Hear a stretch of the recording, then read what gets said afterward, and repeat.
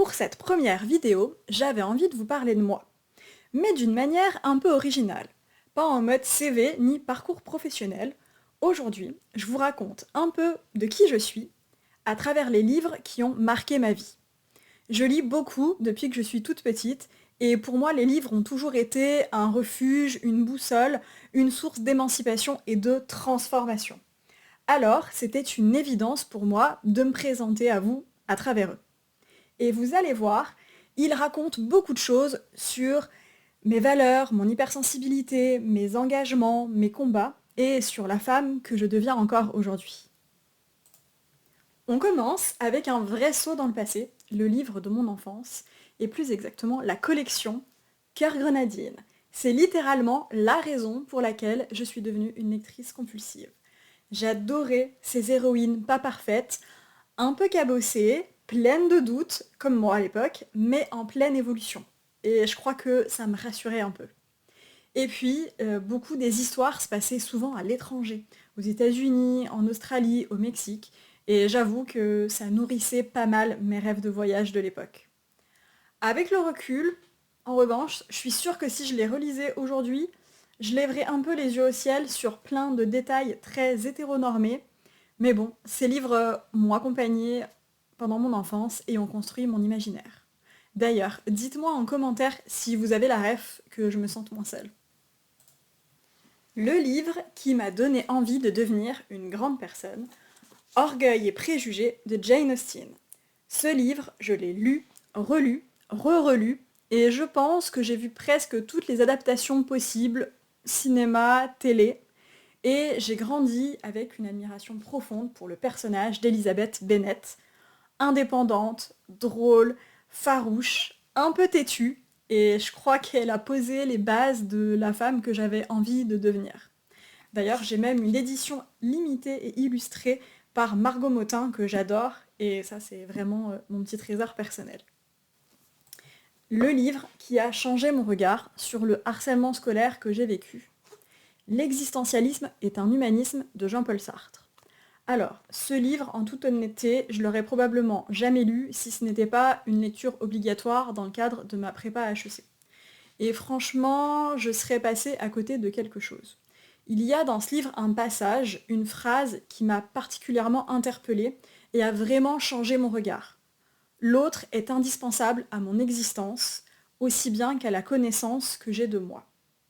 Cette partie du livre m'a fait comprendre quelque chose de crucial sur les dynamiques relationnelles.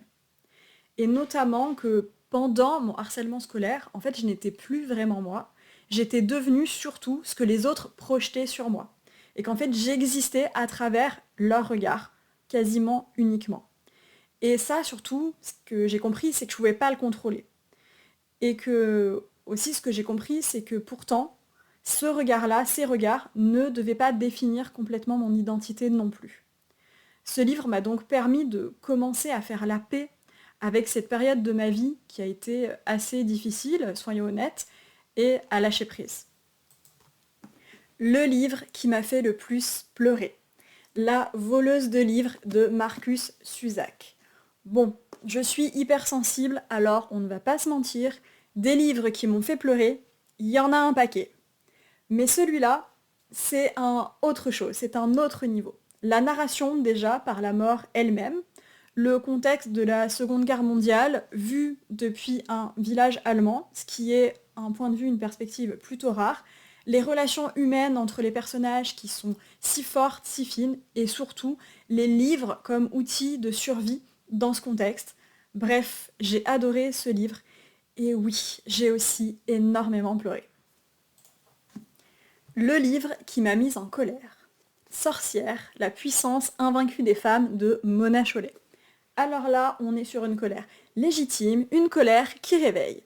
Ce livre a été un vrai déclic dans mon rapport à moi, à ma posture de femme et à la société d'une manière générale. En lisant ce livre, je me suis pris en pleine face tous les conditionnements que j'avais intégrés sans même m'en rendre compte et sans jamais vraiment les remettre en question. La beauté, le corps, les relations, tout ce que la société attend des femmes. J'ai ressenti une colère immense à la lecture de ce livre, mais particulièrement saine. Une colère d'ailleurs qui réveillait finalement un feu intérieur que j'avais en moi depuis toujours. C'était d'ailleurs aussi le moment où les premiers signes du burn-out commençaient à apparaître, mais de manière assez inconsciente de mon côté, et donc j'étais particulièrement à vif. Ce livre a été le premier pas vers ma déconstruction actuelle. Le livre qui m'a fait découvrir mon hypersensibilité. Suis-je hypersensible de Fabrice Midal. Pendant longtemps, j'avais tendance à me dire que non, j'étais pas hypersensible, que c'était pas pour moi, que j'étais plutôt une personne ordinaire et je n'avais pas vraiment envie de me mettre dans une case. Et puis, le burn-out étant passé par là, quand ce livre est sorti, j'ai senti qu'il m'appelait et que peut-être j'avais des choses à découvrir dedans. Et évidemment, je me suis beaucoup reconnue dans pas mal de critères cités par Fabrice Midal. Et ce que j'en ai retenu particulièrement, c'est cette vision décomplexée et positive de l'auteur, de Fabrice Midal. Et du coup, ça m'a vraiment aidé à accepter mon hypersensibilité, ni comme une faiblesse, ni comme une forme de supériorité. C'est juste une part de moi de laquelle je peux être fière. Le livre qui m'a donné du courage, Le pouvoir de la vulnérabilité de Brené Brown. Je suis les travaux de Brené Brown depuis assez longtemps. J'ai lu presque tous ses livres, pour être totalement transparente avec vous. Et Brené Brown a révolutionné ma façon de comprendre la honte, la vulnérabilité, le courage, les sujets de prédilection de cette chercheuse en sciences humaines américaine. Et elle partage quelque chose de simple mais puissant. C'est dans la vulnérabilité que réside le vrai courage, dans le fait d'assumer toutes les parts de soi. Ces livres et ces recherches m'ont aidé à progressivement ôter toutes les couches, à me rapprocher d'une version de moi plus authentique. Je suis encore en chemin, mais son travail très inspirant m'accompagne chaque jour. Le livre qui m'a transformée. Indompté de Glennon Doyle. Alors lui, c'est le livre. Il y a un avant et un après la lecture de ce livre.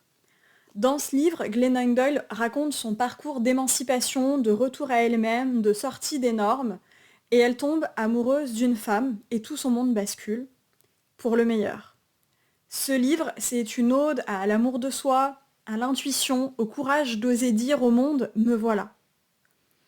C'est un livre auquel je reviens vraiment régulièrement, et j'avais envie de vous lire un passage qui résume un peu tout, et pour que vous puissiez toucher du doigt vraiment l'essence de ce livre. J'ai fait renaître toutes ces parties de moi dont on m'avait appris à me méfier, que l'on m'avait incité à cacher ou à abandonner pour ne pas gêner les autres. Mes émotions, mon intuition, mon courage, ce sont les clés de la liberté. Elles forment ce que nous sommes. Aurons-nous le courage de nous ouvrir la porte ? Aurons-nous le courage de nous libérer ? Sortirons-nous enfin de nos cages pour nous dire, pour dire à nos proches et pour dire au monde « me voilà ». Ce livre est extrêmement puissant et il m'a libérée profondément.